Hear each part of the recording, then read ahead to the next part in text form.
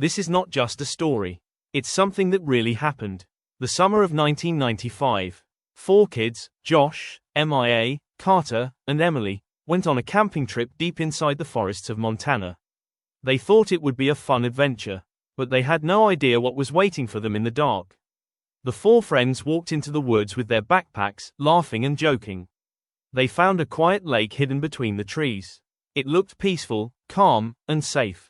They set up 2 tents, collected firewood, and prepared for the night. Everything seemed perfect, at least, for now. As night fell, the fire crackled and shadows danced across the trees.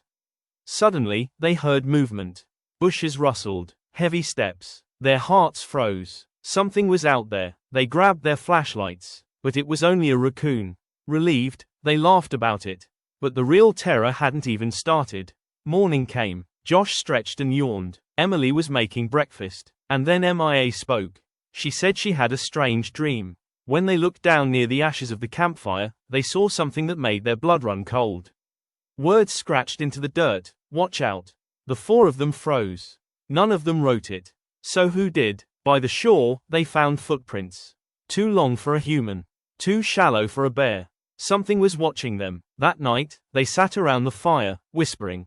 The woods were silent. Too silent. And then across the lake, 2 glowing red eyes stared at him from the trees. Unmoving, Carter tried to laugh it off, saying it was just a reflection. But MIA didn't believe it. Something felt wrong. The next morning, their food was gone. The container was ripped open. Claw marks were everywhere, but there were no tracks. Whatever it was, it wanted them weak. They decided to search the forest. Not far from camp, they noticed a rope tied between the trees. Curious, they followed it. And then they saw it, an old wooden cabin. Abandoned, silent, rotting. Inside, furniture was broken. The air smelled of mold. And on the wall, carved deep into the wood, were the words, "Do not stay after dark." In the next room, another message, scratched in panic. The friends didn't even finish reading. They ran back to camp.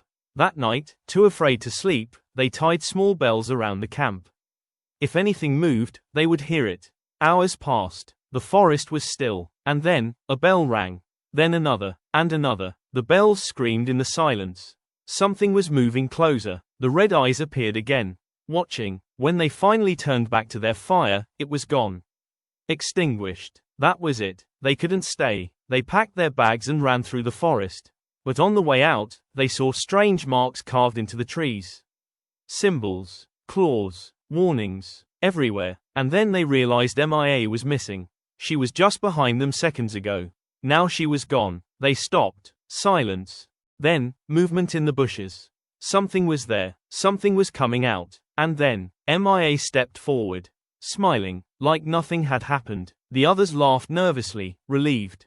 Maybe it was all just their imagination. Maybe, they finally made it home. Safe. Alive. But the story doesn't end there. Because in the forest behind their house, 2 red eyes were still watching. Waiting.